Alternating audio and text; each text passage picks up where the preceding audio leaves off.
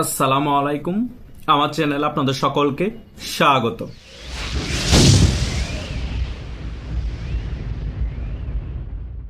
গত 3-4 দিন যাবৎ একটা বিষয় নিয়ে আমার ইউটিউবের সাবস্ক্রাইবাররা, ফেসবুকের অনেক ফ্রেন্ড আমাকে মেসেঞ্জার এবং হোয়াটসঅ্যাপে জিজ্ঞেস করছে যে ভাইয়া, শিরিন শারমিনকে নিয়ে তো অনেক বেশি তুমুল আলোচনার সৃষ্টি হয়েছে। শিরিন শারমিন কি জেল থেকে বাহির হয়ে আওয়ামী লীগের হাল ধরবে? অনেক আলোচক তো টকশোতে গিয়ে এই বিষয় নিয়ে অনেক ব্যাখ্যা দিচ্ছে। আপনি এই বিষয়টা নিয়ে একটি ক্লিয়ারলি আলোচনা করুন, আমাদেরকে এই বিষয়টা আলোচনার মাধ্যমে ক্লিয়ার করে দেন। আজকে আমি এই সকল বিষয় নিয়ে একটি গুরুত্বপূর্ণ আলোচনা করব। আশা করছি আপনার শেষ পর্যন্ত ভিডিওটি দেখবেন, সকল বিষয় ক্লিয়ার হয়ে যাবে। প্রথমত একটা জিনিস আপনারা মাথায় রাখবেন, বাংলাদেশ আওয়ামী লীগের সভানেত্রী শেখ হাসিনাই থাকছে যতদিন পর্যন্ত শেখ হাসিনা বেঁচে আছে। শেখ হাসিনা যদি নিজের ইচ্ছায় শিরিন শারমিন জামিন হয়ে জেল থেকে বাইরে হওয়ার পর শিরিন শারমিনকে দায়িত্ব দেয়, তাহলে সেটা ভিন্ন বিষয়। শেখ হাসিনাকে ছাড়া একটা রিফাইন্ড আওয়ামী লীগের নাম করেন আওয়ামী লীগের কার্যক্রম নিষেধাজ্ঞা তুলে শিরিন শারমিনকে দায়িত্ব দিলেও শিরিন শারমিন আওয়ামী লীগের দায়িত্ব নিবে না। আর এভাবে করে আওয়ামী লীগকে রিফাইন্ড আওয়ামী লীগ বলে চালিয়ে দেওয়াও যাবে না।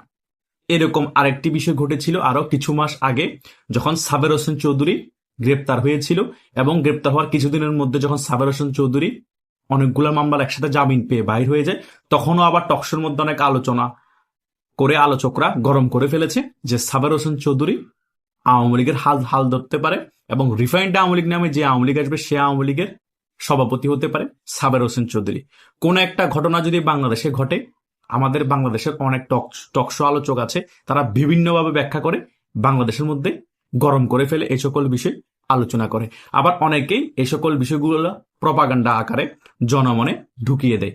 সাবের হোসেন চৌধুরীর সাথে অনেক দেশের রাষ্ট্রদূত রিফাইন্ড আওয়ামী লীগ নামে আরেকটা আওয়ামী লীগকে ফিরিয়ে আনার জন্য অনেক বৈঠকও বসেছে। সাবের হোসেন চৌধুরী কোনোভাবে দায়িত্ব নিতে প্রস্তুত হয়নি, কারণ যারা সত্যিকার আওয়ামী লীগ শেখ হাসিনাকে ছাড়া অন্য কারো নেতৃত্বে আওয়ামী লীগকে মেনে নিতে পারবে না, যতক্ষণ পর্যন্ত শেখ হাসিনা নিজে বলবে না আমি এদেরকে দায়িত্ব দিয়েছি। এটাই হচ্ছে রিয়েলিটি। সো শিরিন শারমিনকে নিয়ে যতই আলোচনা হোক, শিরিন শারমিন জেল থেকে জামিন নিয়ে বাইরে হওয়ার পর আওয়ামী লীগের দায়িত্ব নিবে ওই সাবের হোসেন চৌধুরীর মতো। এটা কিছুদিন আলোচনায় থাকবে, উনি জেল থেকে বাইরে হওয়ার পর আবার একটু আলোচনা হবে, তারপরে দেখবেন ফুস হয়ে যাবে। কিন্তু এই আলোচনা অনেক বেশি জোরালো হতো যদি শেখ হাসিনা টেলিগ্রামের বার্তায় কোন একটা হিন্স দিত, আমি আওয়ামী লীগের সভানেত্রী হিসেবে আর বেশি দিন থাকবো না, আমার দায়িত্বে যারা বাংলাদেশের মধ্যে আছে তাদের যে কোনো একজনকে আমি দায়িত্ব দিব, তাহলে এই বিষয়টা নিয়ে আলোচনা করা যেত, এই বিষয়টা নিয়ে আরো সামনে আগানো যেত যে শিরিন শারমিন হয়তোবা আওয়ামী লীগের দায়িত্ব নিতে পারে জেল থেকে জামিনে বাইরে হওয়ার পর, বা সাবের হোসেন চৌধুরী নিতে পারে, বা আরো যারা যারা আছে যে কোনো কেউ নিতে পারে। যখন শেখ হাসিনা এই সকল বিষয় নিয়ে কোনো আলোচনা করছে না, সো টকশোর মধ্যে কে কি আলোচনা করলো, কে কি ব্যাখ্যা করলো, এটা নিয়ে এত তুমুল আলোচনার কোনো প্রয়োজন নেই। সো আপনারা সবসময় মাথায় রাখবেন, শেখ হাসিনা একদম শেষ মুহূর্ত পর্যন্ত আওয়ামী লীগের সভানেত্রী আছে। শেখ হাসিনার নেতৃত্ব ছাড়া আওয়ামী লীগকে এখন কেউ চাঙ্গা করতে পারবে না। একটা জিনিস মাথায় রাখেন যে শেখ হাসিনা এখনো প্রায় 70 বছর প্লাস হয়ে গিয়েছে, এই বয়সে এসেও তিনি একা কিন্তু আওয়ামী লীগকে চাঙ্গা করে রেখেছে। আওয়ামী লীগের অনেক শীর্ষ পর্যায়ের নেতা আছে, তারা কিন্তু আওয়ামী লীগকে চাঙ্গা করতে পারছে না। শেখ হাসিনা যেভাবে সারাদিন আওয়ামী লীগ নিয়ে কাজ করছে, বিভিন্ন জায়গায় বক্তব্য দিচ্ছে, আওয়ামী লীগের কোন শীর্ষ নেতা আছে এরকম ভাবে শেখ হাসিনার মতো অ্যাক্টিভলি কাজ করছে? অনেকে তো শেখ হাসিনার কথাই শুনছে না, অনেকে তো শেখ হাসিনার সাথে যোগাযোগ করাও বন্ধ করে দিয়েছে। হাতেও না কয়েকজন শীর্ষ পর্যায়ের নেতা এখন দলের জন্য অ্যাক্টিভলি কাজ করছে, বিভিন্ন টকশোতে আসছে, বিভিন্ন বক্তব্য দিচ্ছে। প্রায় 50% নেতাই এখন চুপচাপ হয়ে বসে আছে, শেখ হাসিনার সাথে যোগাযোগও করছে না। কারণ শেখ হাসিনার সাথে যোগাযোগ করলে যদি শেখ হাসিনা প্রেসার দেয় দেশে যাওয়ার জন্য, শেখ হাসিনা যদি প্রেসার দেয় কর্মীদেরকে এর টাকা ফান্ডিং করার জন্য, এই সকল বিষয়ের ভয়ে তারা চুপচাপ হয়ে বসে আছে। তারা আবার উকি মারবে কখন জানেন?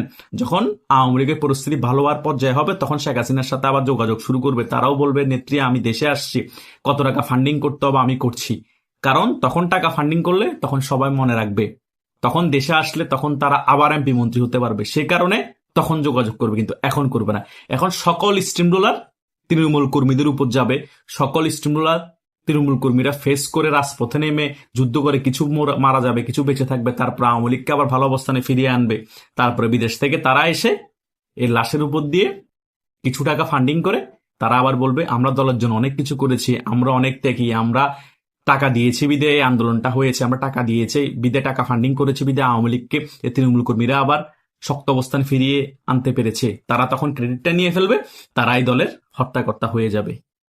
নেত্রী, আপনার আশেপাশের কেউ যদি এই ভিডিওটা দেখে, আপনাকে এখন থেকেই অনেক বেশি সোচ্চার হতে হবে। যারা দলের জন্য নিবেদিত হিসেবে কাজ করছে তাদেরকেই সিলেক্ট করে আপনাকে তুলে আনতে হবে।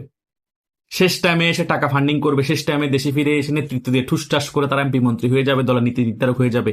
এটা যাতে না হয়, তাহলে কিন্তু আওয়ামী লীগ আবার শক্তিশালী অবস্থায় ফিরে আসলো, আওয়ামী লীগ বেশি দিন টিকে থাকতে পারবে না, ক্ষমতায় আসলো ক্ষমতায় বেশি দিন থাকতে পারবে না। কারণ সাংগঠনিক ভিত যদি স্ট্রং না থাকে একটা রাজনৈতিক দলের, সেই রাজনৈতিক দল যতই চেষ্টা করুক বেশি দিন ক্ষমতায় থাকতে পারে না। শেখ হাসিনা তো তার দূরদর্শী নেতৃত্বের কারণে 16 বছরের কাছাকাছি ক্ষমতায় থাকতে পেরেছে। আওয়ামী লীগের অনেক বেশি যে সাংগঠনিক শক্তিশালী অবস্থা ছিল তা না, শেখ হাসিনার কারণে আওয়ামী লীগ এত বছর ক্ষমতায় থেকেছে। আওয়ামী লীগের সাংগঠনিক ভাবে অনেক আগে দুর্বল হয়ে গিয়েছিল। সো আওয়ামী লীগকে যদি জনগণের দলে ফিরে আসতে হয়, আওয়ামী লীগকে যদি বাংলাদেশকে অনেক বছর লং টার্ম শাসন করতে হয়, তাহলে আওয়ামী লীগের সাংগঠনিক ভিত অনেক শক্ত করতে হবে।